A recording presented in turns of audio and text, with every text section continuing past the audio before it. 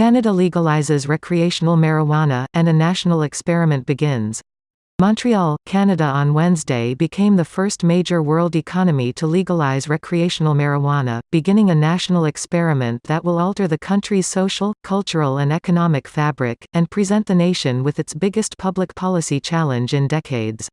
Across the country, as government pot retailers opened from Newfoundland to British Columbia, jubilant Canadians waited for hours in line to buy the first state-approved joints.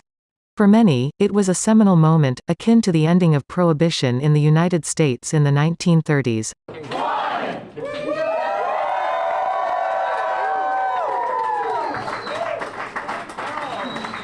Job done? And that was it. The first gram of legal recreational pot sold in Canada, making this only the second country after Uruguay to go legit. A couple of stores in St. John's made the inaugural sales at exactly midnight. It was also an unlikely unifier, coming at a time when Canada has been buffeted by bruising trade talks with the United States and has seen its Prime Minister, Justin Trudeau, repeatedly ridiculed by President Trump. Canada is the second country in the world, after Uruguay, to legalize marijuana. "I have never felt so proud to be Canadian," said Marco Beaulieu, 29, a janitor, as he waited with friends outside a government cannabis retailer in the East End of Montreal. Canada is once again a progressive global leader. "We have gay rights, feminism, abortion rights, and now we can smoke pot without worrying police are going to arrest us." Canadians broadly support marijuana legalization, but amid the euphoria, there was also caution. Legalization of cannabis is the largest public policy shift this country has experienced in the past 5 decades, said Mike Farnworth, British Columbia's Minister of Public Safety. "It's an octopus with many tentacles, and there are many unknowns," he added. "I don't think that when the federal government decided to legalize marijuana it thought through all of the implications." In a stinging editorial published on Monday, for example, the Canadian Medical Association Journal called the government's legalization plan an uncontrolled experiment in which the profits of cannabis producers and tax revenues are squarely pitched against the health of Canadians. It called on the government to promise to change the law if it leads to increased marijuana use. Under Canada's new Federal Cannabis Act, adults will be allowed to possess, carry and share with other adults up to 30 grams of dried cannabis, enough to roll roughly 60 regular-size joints. They will also be permitted a maximum of 4 homegrown marijuana plants per household in most provinces. Yes, Canadians can grow their own, but not in every province. No, it won't be legal for kids to smoke. Here's what you need to know as Canada legalizes marijuana. Marijuana for medical purposes has been legal in Canada since 2001, and about 330,000 Canadians, including cancer patients, are registered to receive it from licensed producers. Pre-rolled joints, fresh or dried marijuana flowers, and cannabis oil are all permitted under the law. Cannabis edibles, like pot-infused jelly beans, peanut butter and coffee, won't be legal for another year. According to Canada's National Statistics Office, 4.9 million Canadians used cannabis last year and consumed more than 20 grams of marijuana per person, spending a total of $5.6 billion. On Wednesday morning, the government announced that it would introduce legislation to make it easier for Canadians who had been convicted of possessing small amounts of marijuana to obtain a pardon. While the government is not offering a blanket amnesty, Ralph Goodale, the public safety minister, said at a news conference in Ottawa that as a matter of basic fairness, the government would seek to end the minimum waiting period of 5 years to apply for a pardon as well as waiving the fee of $631 Canadian. Today, our government has delivered on our promise to legalize, strictly regulate, and restrict access to cannabis in order to better keep cannabis out of the hands of our youth and to keep profits away from criminals. We know from experience that the criminal prohibition that was in effect for a century in this country has failed our kids and our communities. It has led to a situation in which our children use cannabis currently at the highest rate of any country in the world. Now that the laws on cannabis have changed, Individuals who previously acquired criminal records for simple possession of cannabis should be allowed to shed the burden and the stigma of that record. So today, I am announcing that the Government of Canada intends to present legislation which, when enacted, will allow these individuals to apply for a pardon as long as they have completed their sentence.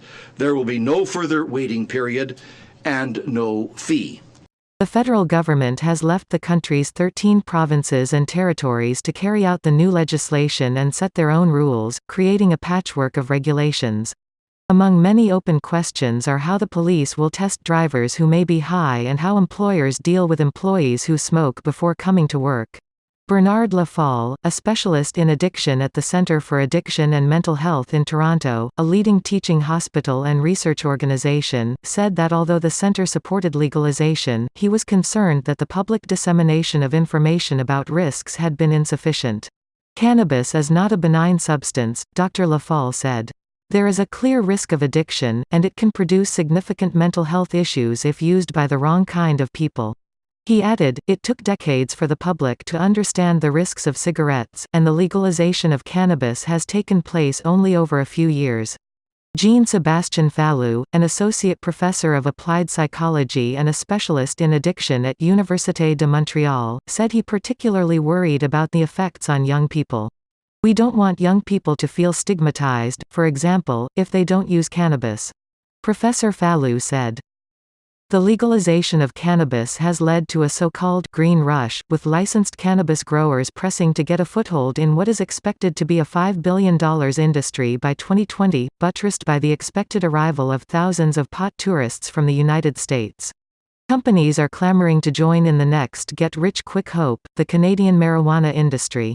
After months of soaring share prices, though, the first day of legal marijuana sales initially saw steep drops in the value of marijuana stocks. That reversed somewhat in the afternoon, leaving the largest company's shares down just slightly by the end of trading. Many analysts say the value of legalization was long ago priced to the share's value. At the government cannabis store in Montreal, one of 12 in Quebec, a line stretched across a long city block on Wednesday morning. Some of the hundreds of people had waited since 3:30 a.m., anticipating the store's 10 a.m. opening. Kate Gihan, 29, a beautician, said she planned to celebrate the historic moment on Wednesday night with several puffs on a joint. The low cost of government pot, she added, was a big draw for her, along with the fact that legal marijuana was screened and devoid of contaminants. In Halifax, the mood was similarly buoyant. We are witnessing history, said Sean King, the host of a countdown to legalization on a local radio station. Marijuana prohibition is ending after 96 years. There's going to be a generation of people that never knew it was ever banned. Inside a government retailer in Halifax that looked like an Apple store, shoppers browsed for products including Ghost Train and Lemon Skunk. Bongs were on display. Some shoppers bought weed, and others accessorized. Others across Canada were ordering pot online from government stores. As online demand soared, stocks quickly ran out, creating fears of marijuana shortages. In New Brunswick, the government cannabis agency provided a step-by-step guide on its website on how to roll a joint. The stated rationale for legalizing cannabis was to tame an illegal multi-billion-dollar trade. But from Toronto to Winnipeg to Vancouver, hundreds of illegal shops have indicated that they have no intention of shutting down, and the black market supply chain remains deeply entrenched. In Toronto on Wednesday, revelers, some wearing T-shirts that said "Weed One," packed a cannabis lounge in the city's bohemian Kensington Market, where some were smoking black market pot to the sound of reggae music. Toronto had 92 illegal dispensaries the day before legalization, though 56 were shut down Wednesday afternoon. One had a "For Rent" sign inside its window. Others were shuttered. In Vancouver, dozens of illegal marijuana dispensaries defied the new law by selling, among other things, outlawed edible cannabis and marijuana-infused face creams. Some illegal shops in both cities are hoping to get licensed. Chief Constable Adam Palmer of the Vancouver Police Department, who is also the president of the Canadian Association of Chiefs of Police, said this week that at a time of limited resources, policing marijuana would not suddenly become law enforcement's primary concern. Fentanyl kills 11 Canadians a day, he said, referring to the powerful synthetic opioid that is a public health scourge in some cities like Vancouver. Marijuana does not. He added, "I don't expect a big crackdown on day one." As president of the Canadian Association of Chiefs of Police, I'm here to tell Canadians that the police are ready. Enforcing laws around impaired driving and the illegal production, distribution, and consumption of cannabis will not be new to police. It's important that the public be aware that different infractions may involve different agencies and different response times, depending on the risk to public safety. Police will continue to respond to emergencies and imminent public safety issues, but enforcing the new laws and regulations will be an ongoing process involving a phased approach. I can tell you, though, that police are ready to target drug-impaired drivers. Police may see an increase in the number of impaired driving by drugs on our roads once cannabis is legalized, but we have well-established techniques to detect impairment that have successfully passed the test of the courts in Canada for many years now. We're doing everything we can to stop organized crime from becoming involved in both the medical and recreational marijuana industries. We're also counting on clear packaging and labeling that details penalties for illegal production and trafficking of cannabis.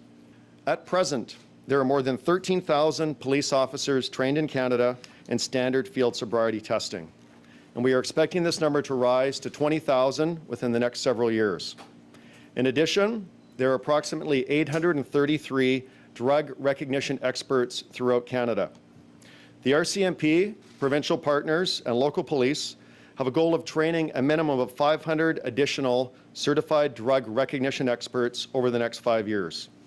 The numbers are increasing and will continue to grow as time goes on.